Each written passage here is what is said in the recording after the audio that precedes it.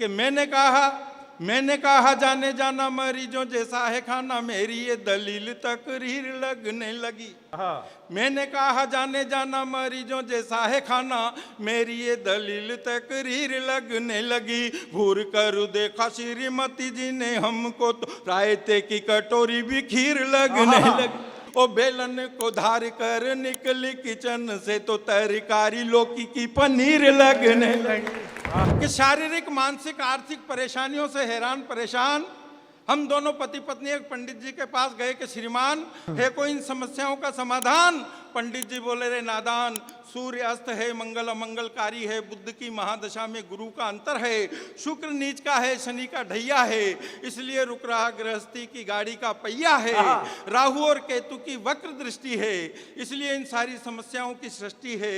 इन सब समस्याओं के समाधान का एकमात्र उपाय है 1.25 महीने तक रोज नियमित रूप से महामृत्युंजय जप के जाप करवाओ। रोज सुबह सुबह 2 बेसन के लड्डू सफेद गाय को और 2 देसी घी में चुपड़ी हुई रोटी काले कुत्ते को खिलाओ। चौथे 5वें दिन झल्लाती हुई, दांत किटकिटाती हुई, बड़बड़ाती हुई मेरी धर्म पत्नी मेरे पास आई और बोली कि पूरे मोहल्ले के 4 चक्कर लगाए आई, न तो कुत्ता मिला और न गाई, घर गृहस्थी की कुछ तो जिम्मेदारियां आप भी संभालो। लड्डू मैंने खा लिए।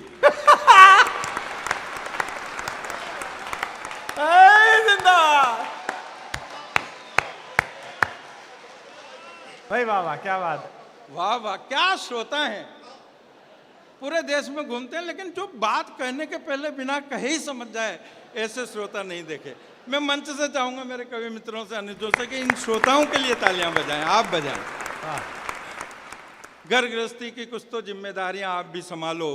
लड्डू मैंने खा लिए, रोटियां आप खा लो, लड्डू मैंने खा लिए।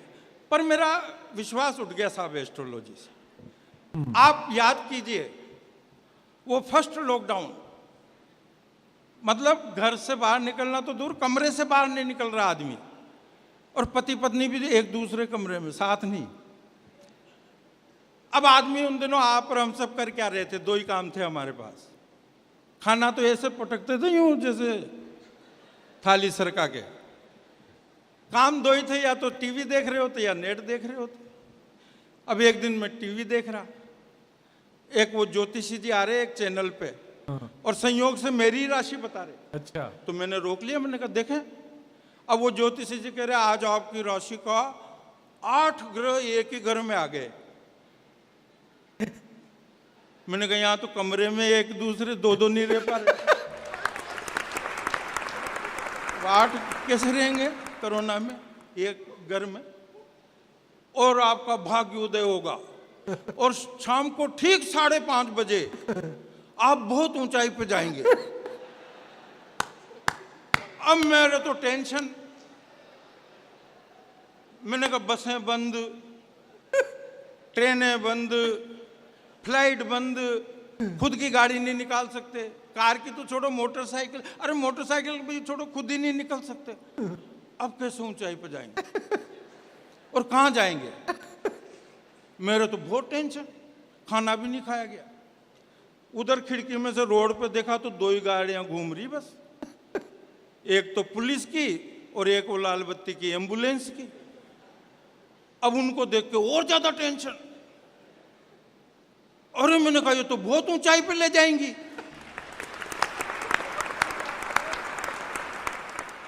और ये तो ले ही जाती है, वापस थोड़ी लाती है।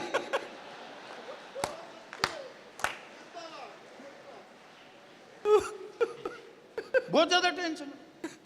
एक और बात हुई साहब, कोरोना के उस फर्स्ट लॉकडाउन में, सेकंड लॉकडाउन में पूरा हिंदुस्तान हलवाई हो गया, पूरा हिंदुस्तान हलवाई। बेटा देखो तो वो अलग रेसिपी बना रहा यूट्यूब में देख के, बेटी देखो तो वो अलग बना रही, मम्मी अलग बना रही, पापा अलग बना रहे। मुझ जैसे को बनाना नहीं आता तो हम बर्तन ही मांज रहे। कर तो रहे थे कुछ न कुछ, सहयोग ही कर रहे थे। अब साहब आए दिन लाओ मैदा, लाओ बेसन, लाओ सूजी। ऐसा लग रहा था जैसे देश से कोरोना को नहीं, सूजी और मैदा को ही खत्म करना है।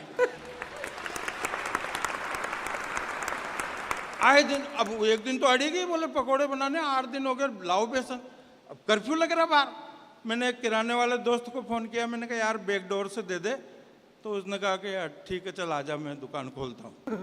मैं गया गलियों में होके चोरी छिपे, उसने पीछे का शटर खोला आधा और बेसन तोल ही रहा था, उतने में पुलिस की गाड़ी आ गई।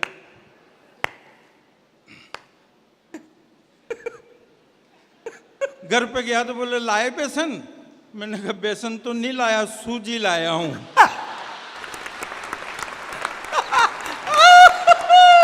दोनों हाथ उठा के तालियां एक बार वो।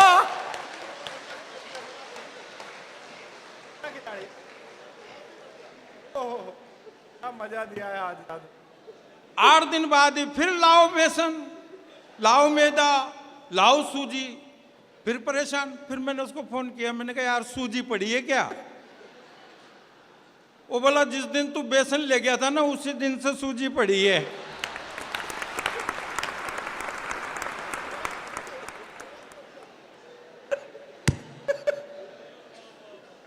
Oh my God.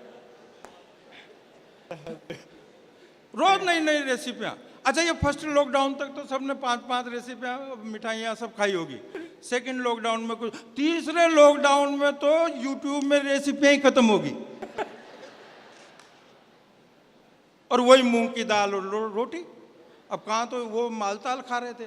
तो मैंने पत्नी से कहा एक छंद सुनिए, मजा लीजिए कि मैंने कहा जाने जाना मरीजों जैसा है खाना, मेरी ये दलील तकरीर लगने लगी। मैंने कहा जाने जाना मरीजों जैसा है खाना, मेरी ये दलील तकरीर लगने लगी। घूर कर देखा श्रीमती जी ने हमको तो रायते की कटोरी भी खीर लगने लगी। घूर कर देखा श्रीमती जी ने हमको तो रायते की कटोरी भी खीर लगने लगी। जो भी बने जैसा बने चुपचाप खा लो भाई, बात बड़े बूढ़ों की नजीर लगने लगी। ओ बेलन को धार कर निकली किचन से तो तरकारी लौकी की पनीर लगने लगी।